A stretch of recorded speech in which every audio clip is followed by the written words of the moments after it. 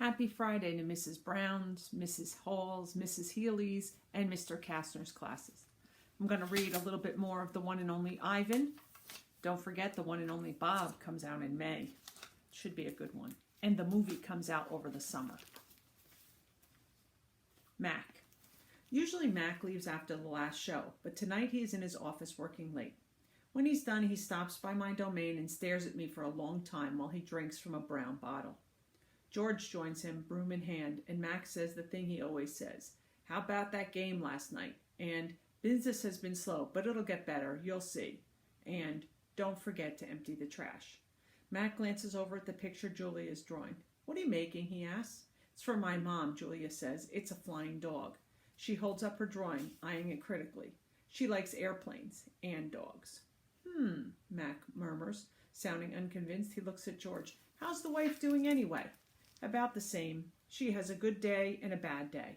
Well, don't we all, Mac says. Mac starts to leave, then pauses. He reaches into his pocket, pulls out a crumpled green bill, and presses it into George's hand. Here, Mac says with a shrug, buy the kid some more crayons. Mac is already out the door before George can yell, thanks. Stella, I say after George and her father go home, I can't sleep. Of course you can, she says. You are the king of sleepers. Shh, Bob says from his perch on my belly. I'm dreaming about chili fries. I'm tired, I said, but not sleepy. What are you tired of? Stella asks. I think for a while. It's hard to put into words. Gorillas are not complainers. We're dreamers, poets, philosophers, and nap takers. I don't know exactly. I kick at my tire swing. I think I may be a little tired of my domain. That's because it's a cage, Bob tells me. Bob is not always tactful. I know, Stella says. It's a very small domain. And you're a very big gorilla, Bob adds. Stella, I ask. Yes? I notice you were limping more than usual today. Is your leg bothering you? Just a little, Stella answers. I sigh. Bob resettles. His ears flick. He drools a bit, but I don't mind. I'm used to it. I'm trying something, Stella says. That always makes you happy. Try eating something, Stella says. That always makes you happy. I eat an old brown carrot. It doesn't help, but I don't tell Stella. She needs to sleep. You should try remembering a good day, Stella suggests. That's what I do when I can't sleep. Stella remembers every moment since she was born. Every scent, every sunset, every slight, every victory. You know I can't remember much, I say. There's a difference, Stella says gently, between can't remember and won't remember. That's true, I admit. Not remembering can be difficult, but I've had a lot of time to work on it. Memories are precious, Stella adds. They can help tell us who we are. Keep remembering all your helpers. You always like Carl's and the one with the harmonica. Carl, yes. I remember how he gave me a coconut when I was still a juvenile. It took me all day to open it.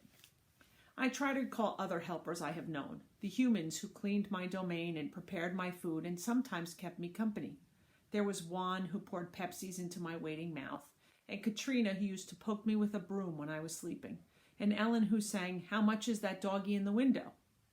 Except for, she said, monkey, with a sad smile while she scrubbed my water bowl. And then there was Gerald, who once brought me a box of fat, sweet strawberries. Gerald was my favorite keeper. I haven't had a real keeper in a long time. Max says he doesn't have the money to pay for an 8 babysitter. These days, George cleans my cage, and Mac is the one who feeds me. When I think about all the people who've taken care of me, mostly it's Mac I recall, day in and day out, year after year after year. Mac who bought me and raised me and says I'm no longer cute, as if a silverback could ever be cute. Moonlight falls on the frozen carousel, on the silent popcorn stand, on the stall of leather belts that smell like long-ago cows. The heavy work of Stella's breathing sounds like the wind in trees, and I wait for sleep to find me. The Beetle.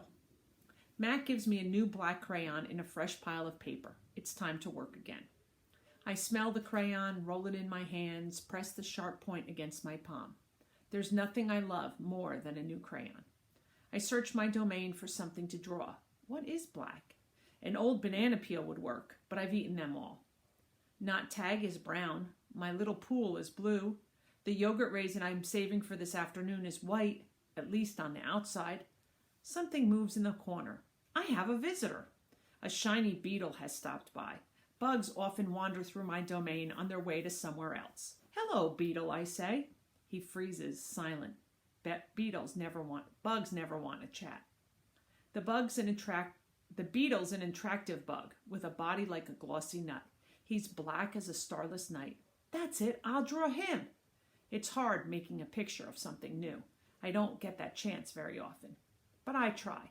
I look at the beetle who's being kind enough not to move, and then back at my paper. I draw his body, his legs, his little antenna, his sour expression. I'm lucky. The beetle stays all day. Usually bugs don't linger when they visit. I begin to wonder if he's feeling all right.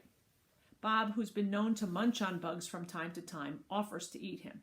I tell Bob that won't be necessary. I'm just finishing my last picture when Mac returns. George and Julia are with him. Mac enters my domain and picks up a drawing. What the heck is this, he says. Beats me what Ivan thinks he's drawing. It's a picture of nothing, a big black nothing. Julia's standing just outside my domain. Can I see, she asks. Mac holds my picture up to the window. Julia tilts her head. She squeezes one eye shut. Then she opens her eye and scans my domain. I know, he exclaimed. It's a beetle. See that beetle over there by Ivan's pond? Man, I just sprayed this place for bugs. Max walks over to the beetle and lifts his foot. Before Mac can stomp, the beetle skitters away, disappearing through a crack in the wall. Mac turns back to my drawings. So you figure this is a beetle, huh? If you say so, kid. Oh, that's a beetle for sure, Julia says, smiling at me. I know a beetle when I see one. It's nice, I think, to have a fellow artist around.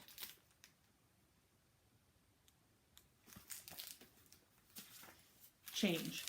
Stella is first to notice the change, but soon we will all feel it. A new animal is coming to the Big Top Mall.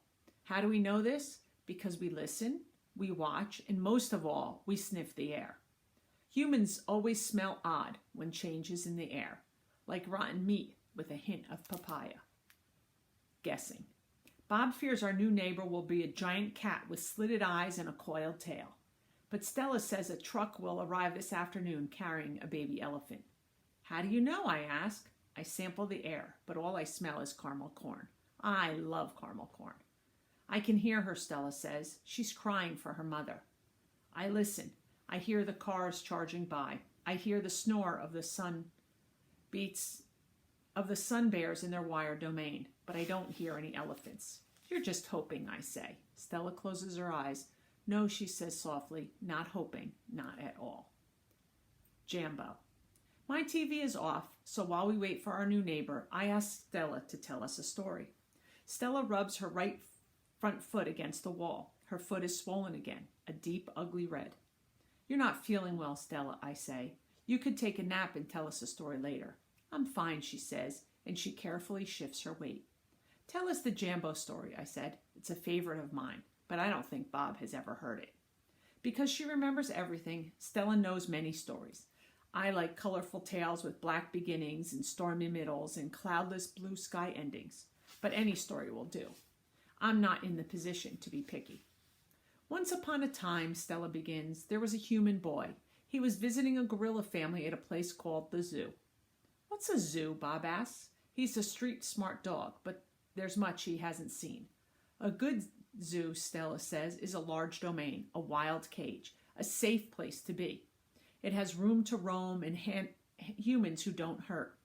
She pauses, considering her words. A good zoo is how humans make amends. Stella moves a bit, groaning softly. The boy stood on a wall, she continued, watching, pointing, but he has lost his balance and fell into the wild cage. Humans are clumsy, I interrupt. If only they would knuckle walk, they wouldn't topple so often. Stella nods. A good point, Ivan. In any case, the boy lay in a motionless heap, while the humans gasped and cried. A silverback, whose name was Jambo, examined the boy, as was his duty, while his troop watched from a safe distance.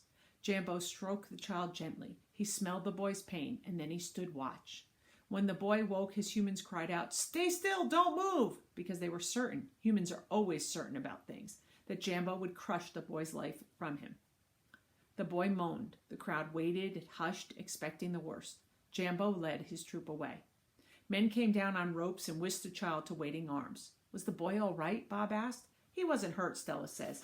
although I wouldn't be too surprised if his parents hugged him many times that night in between their scoldings. Bob, who has been chewing his tail, pauses, tilting his head. Is that a true story? I always tell the truth, Stella replies, although I sometimes confuse the facts. Lucky. I've heard the Jambo story many times. Stella says that humans find it odd that the huge silverback didn't kill the boy. Why, I wonder, was that so surprising? The boy was young, scared, alone. He was, after all, just another great ape. Bob nudges me with his cold nose. Ivan, he says, why aren't you and Stella in a zoo? I look at Stella. She looks at me. She smiles sadly with her eyes, just a little, the way only elephants can do. Just lucky, I guess, she says. We'll read more next week from The One and Only Ivan by Katherine Applegate.